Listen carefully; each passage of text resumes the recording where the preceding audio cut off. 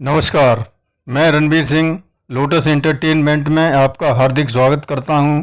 आज मैं आपको भगवत गीता के 7वें अध्याय का महात्म सुनाने जा रहा हूं। जय श्री कृष्णा। भगवान शिव कहते हैं, पार्वती, अब मैं 7वें अध्याय का महात्म बतलाता हूं, जिसे सुनकर कानों में अमृत राशि भर जाती है। पाटलिपुत्र नामक एक दुर्गम नगर है, जिसका गोपुर द्वार बहुत ही ऊंचा है। उस नगर में शंकुकरण नाम का एक ब्राह्मण रहता था। उसने वैश्यवृत्ति का आश्रय लेकर बहुत धन कमाया, किंतु न तो कभी पितरों का तर्पण किया और न देवताओं का पूजन। वह धनोपार्जन में तत्पर होकर राजाओं को ही भोज दिया करता था। एक समय की बात है, उस ब्राह्मण ने अपना चौथा विवाह करने के लिए पुत्रों और बंधुओं के साथ यात्रा की। मार्ग में आधी रात के समय जब वह सो रहा था, एक सर्प कहीं से आकर उसकी बाह में काट लिया। उसके काटते ही ऐसी अवस्था हो गई कि मणि मंत्र औषधि आदि से भी उसके शरीर की रक्षा असाध्य जान पड़ी। तत्पश्चात कुछ ही क्षणों में उसके प्राण पखेरु उड़ गए। फिर बहुत समय के बाद वह प्रेत सर्प योनि में उत्पन्न हुआ। उसका चित्त धन की वासना में बंधा था। उसने पूर्व वृत्तांत को स्मरण करके सोचा, मैंने जो घर के बाहर करोड़ों की संख्या में अपना धन गाड़ रखा है, उससे इन पुत्रों को वंचित करके स्वयं ही इसकी रक्षा करूंगा। एक दिन सांप की योनि से पीड़ित होकर पिता ने स्वप्न में अपने पुत्रों के समक्ष आकर अपना मनोभाव बताया। तब उसके निरंकुश पुत्रों ने सवेरे उठकर बड़े विस्मय के साथ एक दूसरे से स्वप्न की बात कही।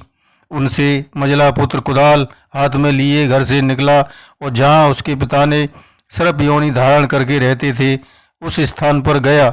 यद्यप उसे धन के स्थान का ठीक ठीक पता नहीं था, तो भी उसने चिन्हों से उसका ठीक निश्चय कर लिया और लोभ बुद्धि से वहां पहुंचकर बांबी को खोदना आरंभ कर दिया।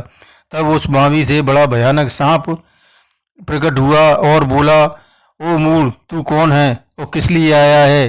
क्यों बिल खोद रहा है? अथवा किसने तुझे भेजा है? यह सारी बातें मेरे सामने बता। पुत्र बोला, मैं आपका पुत्र हूँ, मेरा नाम शिव है। मैं रात्रि में देखे हुए स्वप्न से विस्मित होकर यहाँ का स्वर्ण लेने के कौतूहल से आया हूँ।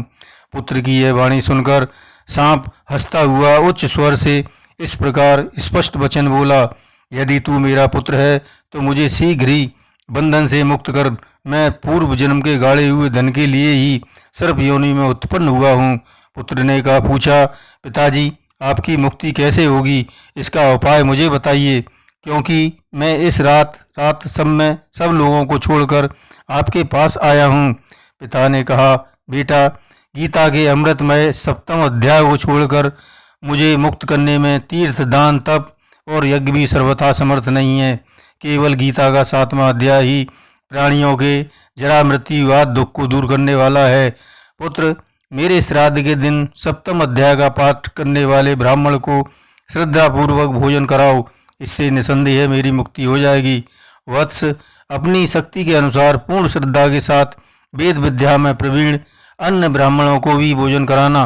सर्प योनि में पड़े हुए पिता के ये वचन सुनकर सभी पुत्रों ने उसकी आज्ञा के अनुसार तथा उससे भी अधिक किया। तब शंकुकर्ण अपने सर्प शरीर को त्याग कर दिव्य देह धारण किया और सारा धन पुत्रों के अधीन कर दिया।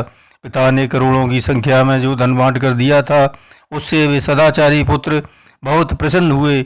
उनकी बुद्धि धर्म में लगी हुई थी, इसलिए उन्होंने बावली, कुआं, पोखरें, यज्ञ आदि देव मंदिर के लिए उस धन का उपयोग किया और अन्नशाला भी बनवाई। तत्पश्चात 7वें अध्याय का सदा जप करते हुए उन्होंने मोक्ष प्राप्त किया। पार्वती, यह तुम्हें 7वें अध्याय का महात्म बताया गया है, जिसके श्रवण मात्र से मानव सब पातकों से मुक्त हो जाता है। जय श्री कृष्णा।